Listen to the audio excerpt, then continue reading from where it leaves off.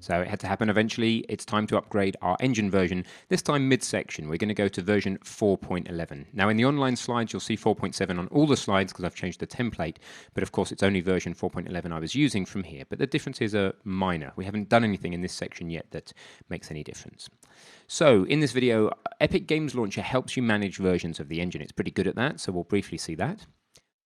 I want, before you do anything, for you to remember to commit your project or take a backup of your project first. Then you can do a convert in place, which means that we don't create a copy of the project because you've already got a backup, that is your copy. And then we're going to check our project runs okay in the new version and then close everything and recommit. I'll also show you how to tag a commit in GitHub. So let's dive in and do it. Unreal 4.11 has dropped, and one of the features amongst many, by the way, if you want to know what's in there, it's in your slides, but you could also just go Unreal 4.11 and look for this here, Unreal Blog, Unreal Engine 4.11 released.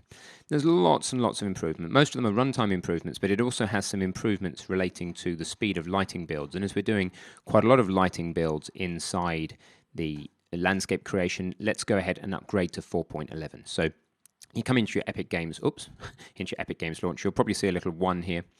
And then you can, if you don't already have 4.11 here, then you click Add Versions, and the thing that comes up will allow you to choose 4.11. I already have it, so I can just go ahead and install. I'm going to go with the starter content and the templates and feature packs in my case, because I want all the latest stuff. So once you click install, you're going to have to wait for it to download. If you're wondering what the progress is, you can read it here, but you can also see the little black bar filling up. So let's just let that finish and install now before we move over and upgrade our project. Okay, so now that download's done, let's go ahead and click launch. It's going to open version 4.11, may take a little while longer than usual. And it's going to ask you which project you want to open. Now, before we go any further, go to your source control and make sure you have a copy or a commit for your project, because we're going to want to make sure that if it breaks anything that we can go backwards. Now Unreal manages that for you. You can, when you say open, just say open a copy, which will make a copy of the game. But we've already got a copy. We've got a previous commit, right? So I'm going to look for the thing that says upgrade in place. So let's try under more options. Here you go, convert in place. So I'm going to use convert in place, which means it's actually going to change my project file. And over in the source control, we'll start to see those changes come through. There you go, started to detect them. Let's watch it just for fun. So the U project itself, it's made a small change inside that text file there, saying that the engine association is now 4.11. It's quite cool. We can see the exact things that it's actually going through and changing. Now what's it doing? Let's take a look. Too busy to tell us right now. There you go. It's compiling some C++ source code. Okay, so what else has changed? We probably know once the actual game opens. So here we are, our battleground in 4.11. Let's just have a look around, make sure everything superficially works okay. It does seem to. That's good news. All right, let's take a look at source control, and it looks like actually the only thing that changed was the engine association. Nothing else appears to have changed. I would be slightly more comfortable if I actually open my source code and recompile that, or just simply click compile inside Unreal. And let's see if, yep, that seems to have compiled. There is no source code that we've written, of course. So that's it, super simple. Let's crack on with the landscaping now. So here we are. What we need to do is to create ourselves a special type of material first in order to be able to produce the landscape paint. Now, I'm going to just do this for you, and then I'll put you into a challenge where you can go ahead and do it. You can follow me through if you wish, but again, I'm going to give you the opportunity to do it all for yourself inside the challenge. Now, something slightly strange has happened with all my panes here in Unreal 11, so I'm just 4.11 rather. I'm just going to kind of regroup things so that they are a bit more manageable on such a small, low screen resolution. So the content browser, I'm going to put it all up here.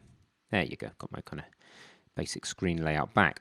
Okay, so once you're convinced you're back where you were and everything is right with the world, just close Unreal and close Visual Studio if you haven't already.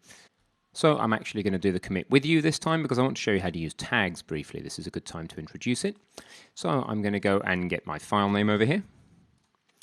And I'm going to come back to the source control. Try and get focus back. I'm going to commit just as normal.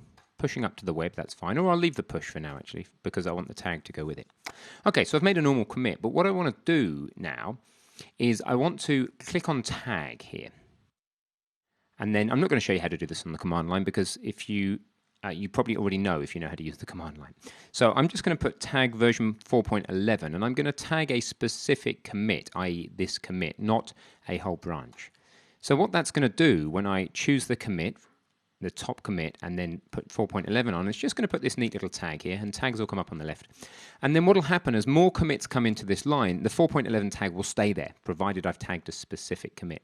And that just reminds me when I upgraded to 4.11. I mean, it's quite clear from the name of the lecture in this case, but I just wanted to show you how to use tags. So that's it. In case you haven't already done it, your challenge is to upgrade your project. Go through the upgrade process I just showed you, ensure the new project runs okay, and then commit the changes and optionally tag the specific commit with 4.11 or something similar. So go ahead, do that now, recap the video if you need to, and I will see you in the next video.